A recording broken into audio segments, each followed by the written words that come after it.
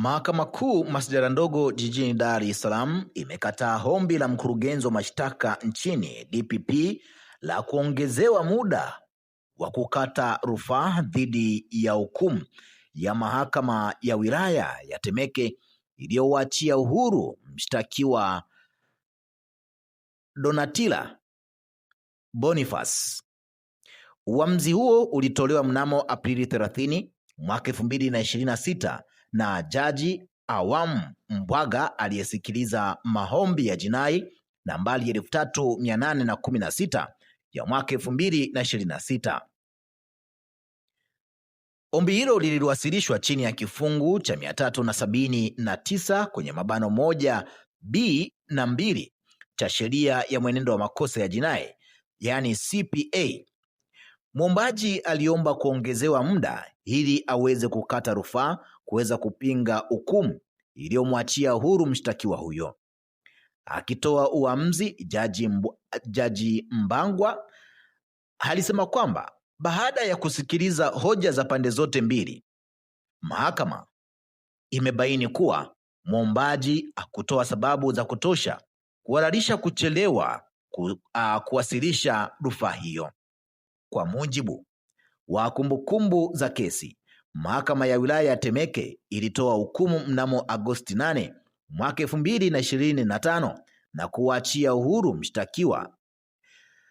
Baada ya kutokuridhishwa na uamuzi huo, upande wa mashtaka ulidai uliwasilishwa notisi ya nia ya kuweza kukata rufaa mnamo Septemba 1 mwaka 2025. Hata hivyo, ili kuendelea na rufaa hiyo, DPP alipaswa kuomba Mahakama Kuu iongeze muda kwa kuwa muda wa kisheria ulikuwa tayari umepita. Katika maombi yao, upande wa mwombaji ulieleza kuwa kuchelewa huko kulisababishwa na taratibu za ndani za kuweza kupata kibali kutoka kwa ofisi ya DPP kabla ya kuendelea na mchakato wa rufaa.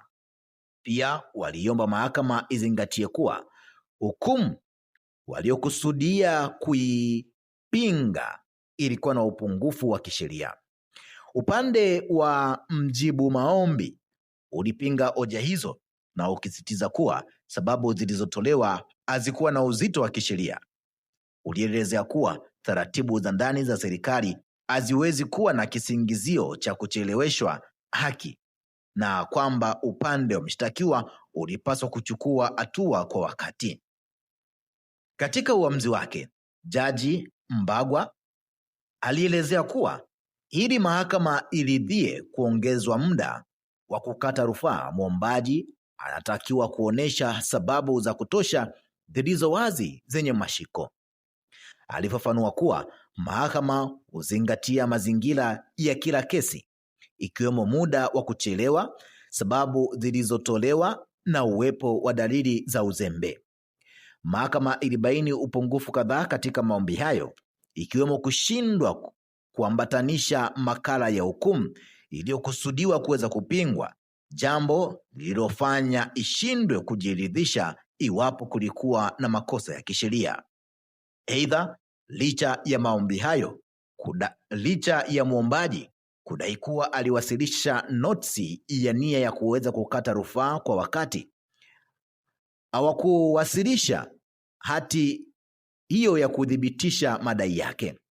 Jaji alielezea kuwa kasoro hizo zinaashiria uzembe na ukosefu wa umakini katika uwasilishaji wa maombi.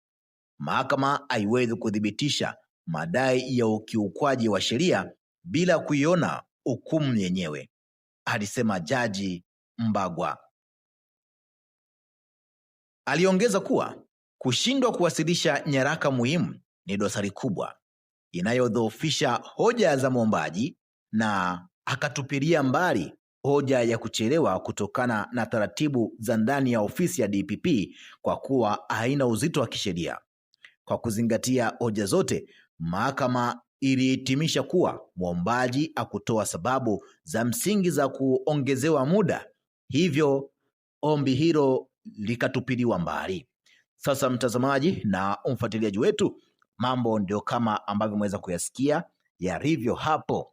Sasa tuachie maoni yako, tuambie ni kipi ambacho unacho, lakini usisahau kutupa maoni yako na kusubscribe katika chaneli hii. Tukutane wakati mwingine na wasaha mwingine, ili tuendelee kukujuza yale yanayojiri katika